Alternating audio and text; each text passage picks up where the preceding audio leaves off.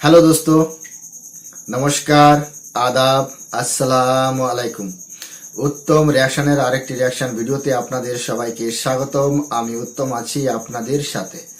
বন্ধুরা, আজ যে ভিডিওতে আমি রিয়াকশন দেব সেই ভিডিওটি নেওয়া হয়েছে ডিফেন্স ডিটেকটিভ চ্যানেল থেকে। ভিডিও টাইটেল হচ্ছে क्या टूटेगा बांग्लादेश, बनेगा हिंदू देश। दोस्तों, আজকের এই ভিডিওটি দুর্দান্ত হতে চলেছে, কারণ অলোক রঞ্জন স্যার তার ভিডিওতে প্রচুর পরিমাণে ডাটা অ্যাড করে থাকেন এবং তার ভিডিওর কাট করা খুবই মুশকিল। বিনা প্রমাণ ছাড়া কোনো কথা বলেন না তিনি। একদম জেনুইন কথা বলতে গেলে যা যা দরকার হয়, যা যা প্রুফ দিতে হয়, সম্পূর্ণ তথ্য সহকারেই তিনি ভিডিও তৈরি করে থাকেন। আমার খুব প্রিয় একজন ব্যক্তি। আমি যত মানুষের ভিডিও দেখি তার মধ্যে ইনি প্রথম স্থানে রয়েছেন।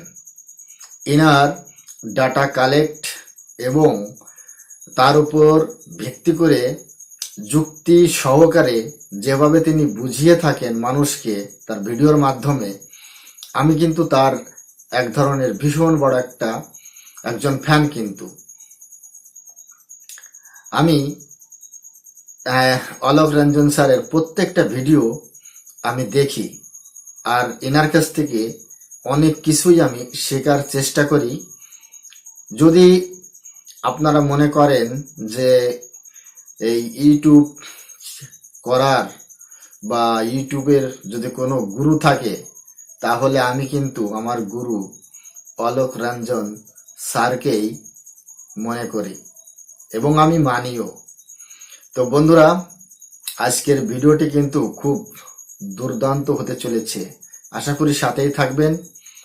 আর চ্যানেলে নতুন হলে চ্যানেলটি সাবস্ক্রাইব করে আমার পাশেই থাকবেন।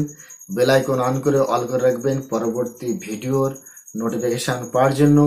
অলরেডি যেসব বন্ধুরা চ্যানেলটি সাবস্ক্রাইব করে আমার ইউটিউব পরিবারের সদস্য হয়েছেন, তাদের প্রতি রইল অসংখ্য ধন্যবাদ। ভিডিওটি ভালো লাগলে একটা লাইক করবেন, শেয়ার করে আপনার বন্ধুদের দেখার সুযোগ করে দেবেন। কমেন্ট সেকশনে লিখে অবশ্যই জানাতে পারেন আপনারা কোন ধরনের ভিডিওতে রিয়াকশন চান। আমি চেষ্টা করব সেই সব ভিডিও নিয়ে আসার জন্য। অরিজিনাল ভিডিও লিংক আমার ডেসক্রিপশনে মেনশন করা থাকবে। আপনারা চাইলে চ্যানেলটি ভিজিট করতে পারেন এবং চ্যানেলের ভিডিওগুলো অবশ্যই দেখতে পারেন। তাহলে চলুন সময় নষ্ট না করে প্রথমে ভিডিওটা দেখি।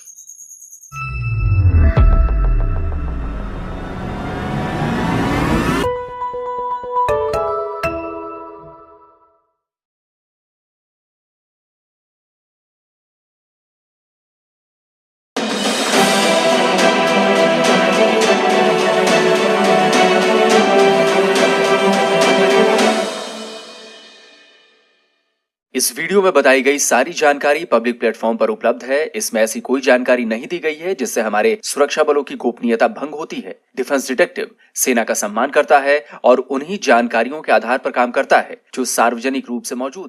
भारत में आजादी से पहले टू नेशन थियरी का कॉन्सेप्ट क्यों लाया गया था? क्यों अफगानिस्तान से बर्मा तक फैले विशाल भारत के दोनों तरफ से उसे टुकड़ों में बांट दिया गया था? उसकी वजह यह थी कि मुस्लिम लीग और तब के भारत के मुसलमानों की एक बड़ी आबादी यह मानती थी कि वो हिंदुओं के साथ नहीं रह सकते।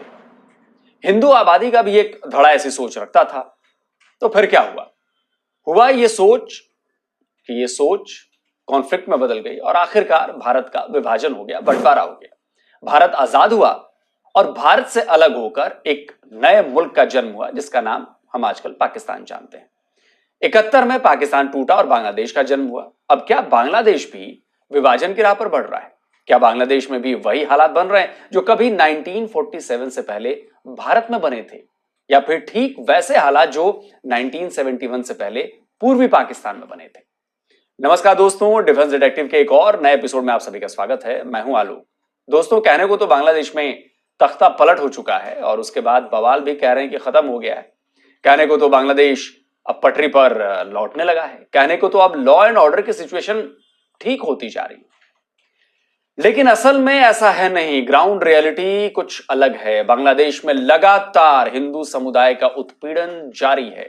उनके घरों, उनकी प्रॉपर्टी पर हमले जारी हैं, उनके साथ खुलकर भेदभाव किया जा रहा है और एंट्रीम गवर्नमेंट केवल अपना चेहरा चमकाने में लगी हुई है। लेकिन अब बांग्लादेश में हिंदू समुदाय न केवल सड़कों पर उतर रहा है बल्कि सरकार को सीधी चुनौती दे रहा है। हिंदुओं ने साफ कर दिया है कि अब वो ना तो अपने घरों, ना अपनी प्रॉपर्टी पर हमला सहेंगे, ना किसी मंदिर को तोड़ने जलाने वाले को बर्दाश्त करेंगे।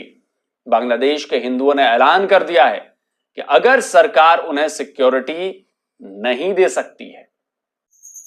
স্যার, আপনার তথ্যর উপরে আমি কোনো রিয়াকশন দিতেই পারি না। আমি আপনাকে গুরু মনে করি। স্যার, আমার যদি ভুল হয়ে থাকে তাহলে ক্ষমা করবেন। আমি আপনাকে আমার ইউটিউব গুরু মনে করি। আপনার তথ্যের উপর আমি কোনো রিয়াকশন দিতে পারি না, সেটা আমার উদ্ধত্যের বাইরে। আপনি অবশ্য বাংলা বোঝেন, বাংলা জানেন, যতটা আমি জানি। বাংলাদেশের বিষয়ে বলতে গেলে বাংলাদেশের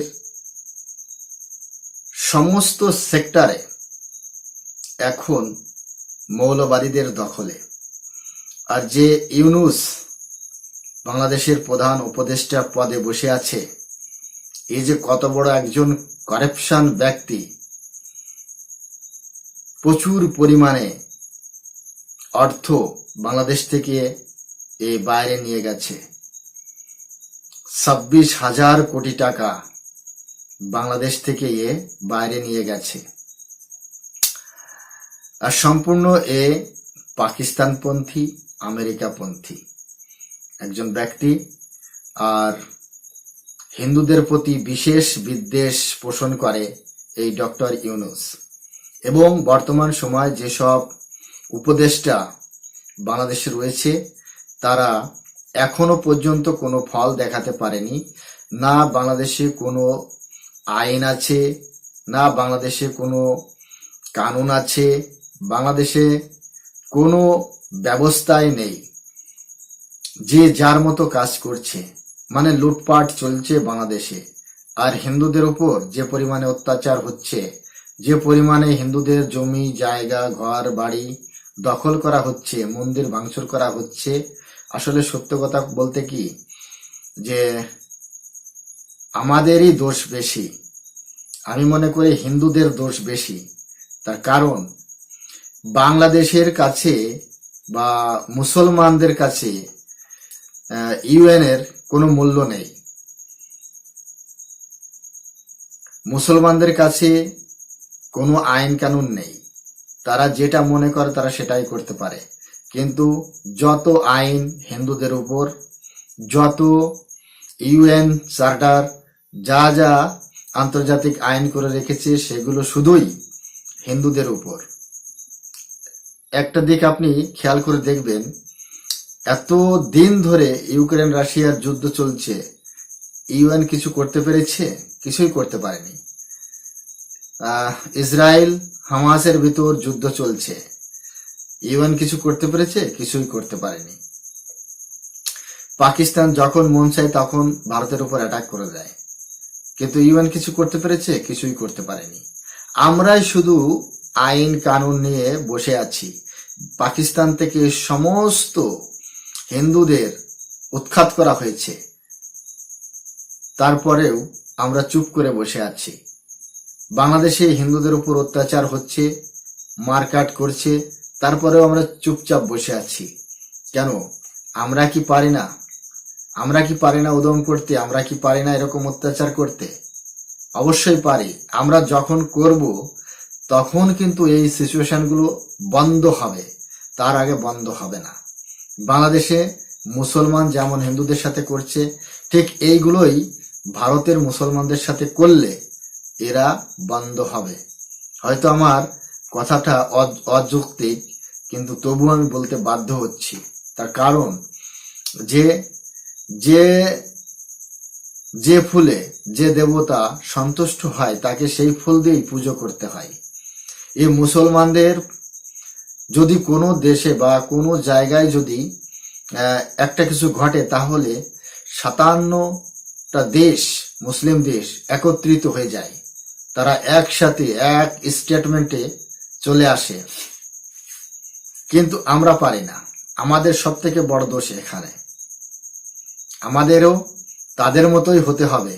তারা যদি হিংস্র হয়, তাহলে আমাদেরও হিংস্র হতে হবে। বাংলাদেশে হিন্দুদের উপর যদি অত্যাচার হয়, তাহলে ভারতের মুসলমানদের উপরও অত্যাচার হওয়া দরকার আছে। তাহলেই ওরা থামবে, নাই তো কোনো ওষুধে আর কাজ হচ্ছে না। আমার হয়তো যুক্তিটা সবার ভালো লাগবে না, যারা সেকুলার তাদের হয়তো ভালো লাগবে না, কিন্তু আমি এই রোগের একটাই ওষুধ, যে বাংলাদেশে যদি একটা হিন্দুর উপর অত্যাচার হয়, তো ভারতে 10টা মুসলমানের উপর অত্যাচার করতে হবে। আমরা এখন আর ওটা বলতে পারি না যে বাংলাদেশে ভারতের যে সমস্ত মুসলমান রয়েছে তারা আমাদের ভাই, সেটা বললে আর হবে না। तो वो खुद अलग रास्ता तलाश लेंगे।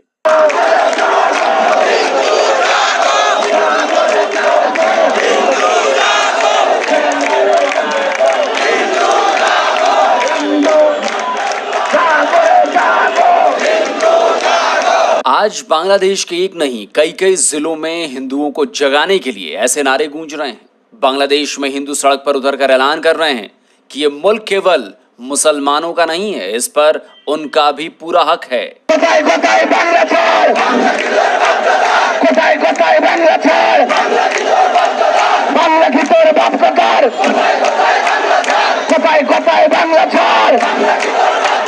बांग्लादेश में पुजारी हिंदुओं को सोशल मीडिया पर ट्रैप से सावधान कर रहे हैं। আমরা সনাতনী, আমরা হিন্দু, এই হবে আমার পরিচয়। আমরা আর্যপুত্র, আমরা ঋষি সন্তান, এই হবে আমার পরিচয়। দয়া করে সকলে ঐক্যবদ্ধ থাকবেন।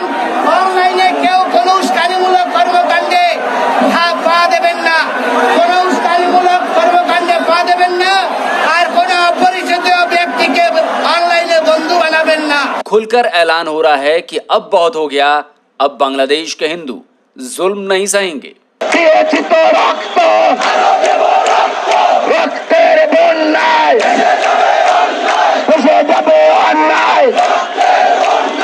बांग्लादेश के ढाका और चटगांव में तो ये प्रोटेस्ट हो ही रहे हैं। गोपालगंज और गाजीपुर से भी कुछ दिनों पहले हिंदुओं के विरोध प्रदर्शन की खबरें आ चुकी हैं।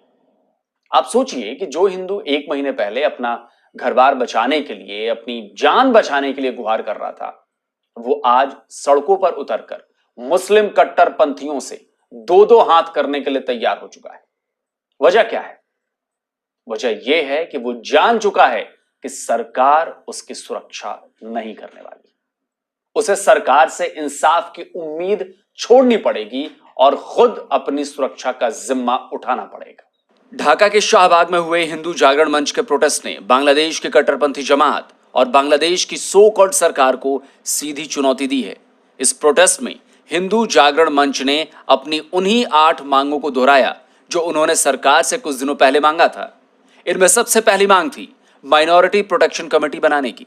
माइनॉरिटी कम्युनिटी के लोगों के लिए अलग मिनिस्ट्री, पूजा की छुट्टियों में बढ़ोतरी, पाली और संस्कृति एजुकेशन बोर्ड को डिजिटलाइज किया जाए, एजुकेशनल इंस्टीट्यूट्स में हॉस्टल्स और हॉल में हिंदुओं के लिए प्रार्थना के लिए अलग कमरे बनाए जाएं और हिंदू फाउंडेशन के गठन की मांग प्रमुख है। जाहिर है एंट्रीम गवर्नमेंट ने हिंदू संगठनों की मांग को ठेंगा दिखा दिया, तो प्रोटेस्ट फिर से हुआ और शाहबाग को पूरी तरह से जाम कर दिया गया।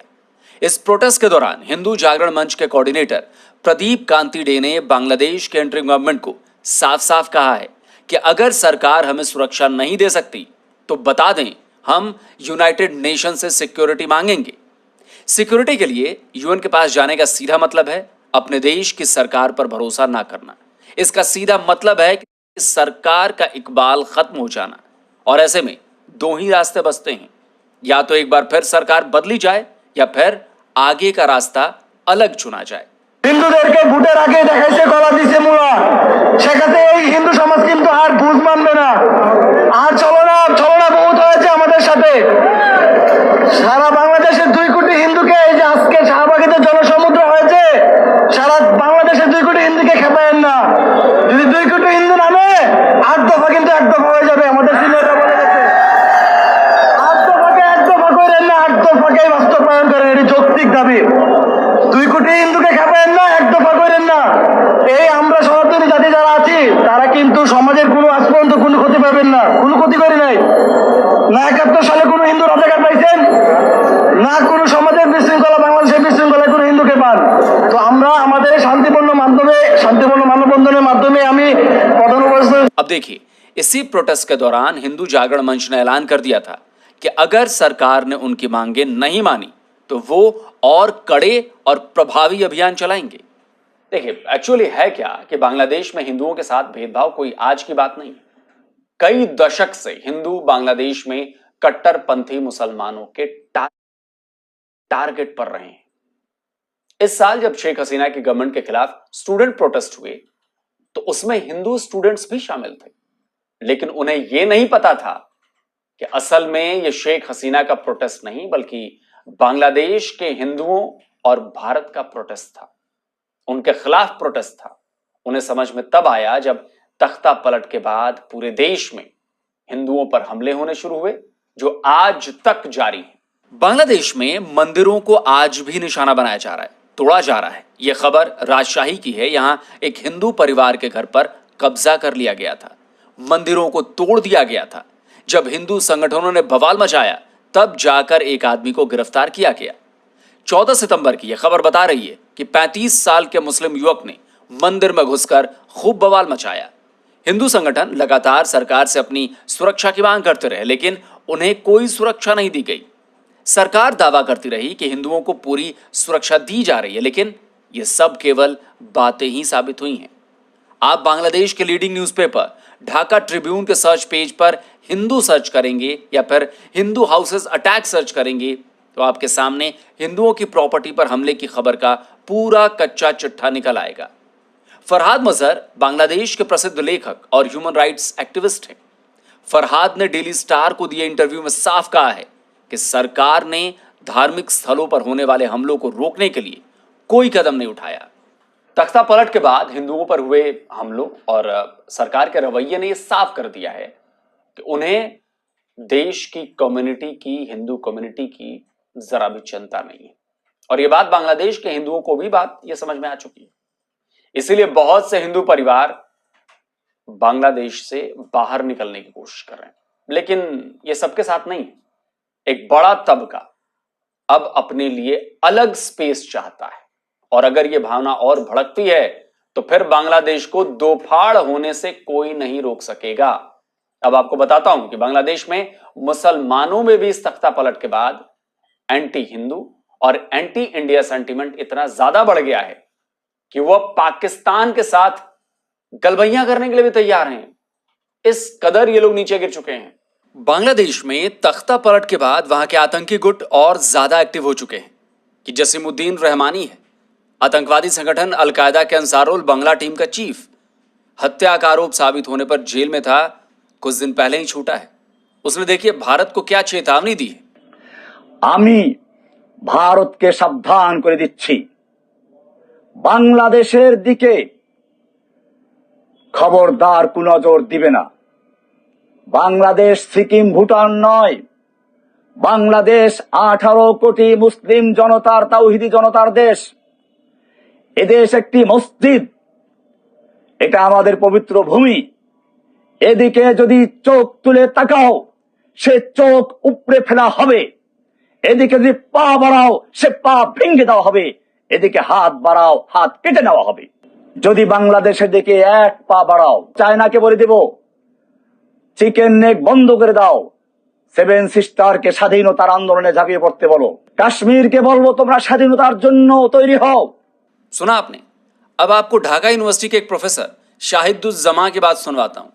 ये बांग्लादेशी प्रोफेसर तो ना केवल पाकिस्तान को सबसे भरोसे वाला देश बता रहे हैं, बल्कि भारत के खिलाफ न्यूक्लियर वॉर की भी बात कर रहे हैं। Nuclearization, I mean that we have to develop a nuclear treaty with our former adversary Pakistan. Without alliance and without technology, India cannot be deterred. Pakistan is the most reliable, trustworthy security ally of Bangladesh. That is exactly, this is exactly what the Indians want us not to believe. तो आपको क्या लग रहा है कि बांग्लादेश किस तरह पड़ रहा है? बांग्लादेश में अंदर ही अंदर भारत से जंग की तैयारी चल रही है। चीन और पाकिस्तान के साथ मिलकर भारत के खिलाफ नेक्सस तैयार किया जा रहा है। और खास बात यह है कि यह तैयार वहां की सरकार नहीं कर रही है, वहां की वो जमातें कर रही हैं, वो ताकतें कर रही हैं जिनका अगले कुछ सालों में बांग्लादेश पर राज होने जा रहा है, जो ये जानती हैं कि अब बांग्लादेश उनके कब्जे में आ चुका है। और यह खतरा केवल भारत के लिए नहीं है, पहले तो यह खतरा बांग्लादेश के हिंदुओं के लिए है। इन कट्टरपंथी ताकतों के सत्ता में आने के बाद बांग्लादेश में हिंदुओं पर हमले बढ़ने तय हैं। इसी खतरे की आहट को बांग्लादेश के हिंदू पहचान चुके हैं और अब वहां बांग्लादेश से अलग होने की मांग सुगबुगाने लगी। बांग्लादेश में हिंदुओं पर जितना अत्याचार होगा, जितने मंदिरों पर हमले होंगे, बांग्लादेश उतना ही दो टुकड़े होने की तरफ आगे बढ़ेगा। और यह भी तय होगा कि भारत भी अपने ऊपर बढ़ते खतरे और बांग्लादेश के हिंदुओं पर होने वाले हमलों को देखते हुए किसी न किसी तरह से बांग्लादेश के बंटवारे का साथ देगा। तो फाइनली यह फैसला बांग्लादेश के मुसलमानों को करना है कि वो पाकिस्तान की तरह दो फाड़ होना चाहते हैं या नहीं होना चाहते। अगर नहीं तो फिर अभी भी मौका है, हिंदुओं पर होने वाले जुल्मों को बंद करें और शांति और सद्भाव के साथ रहें। नहीं तो अभी जो चिंगारी सुलग रही है वो आने वाले कुछ सालों में पूरे बांग्लादेश को जला डालेगी।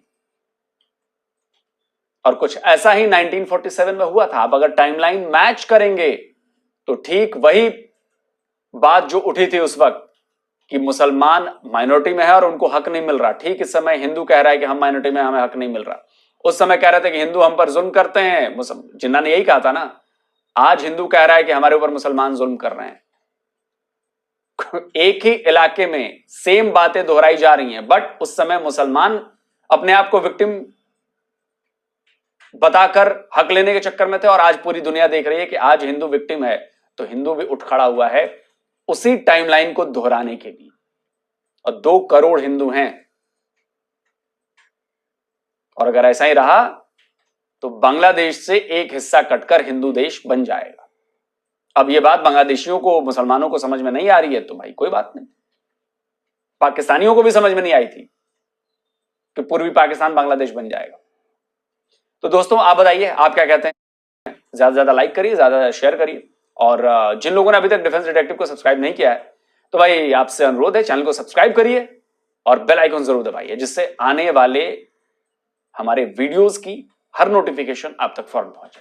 जल्दी मिलता हूं एक और नए वीडियो के साथ। नमस्कार, जय हिंद।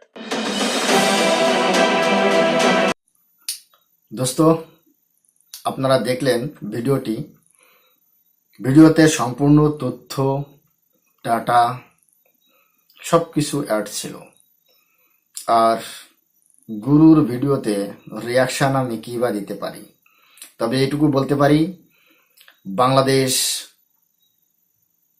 বরবাদ হওয়ার রাস্তায় চলা শুরু করেছে। আগামী দিনে বাংলাদেশের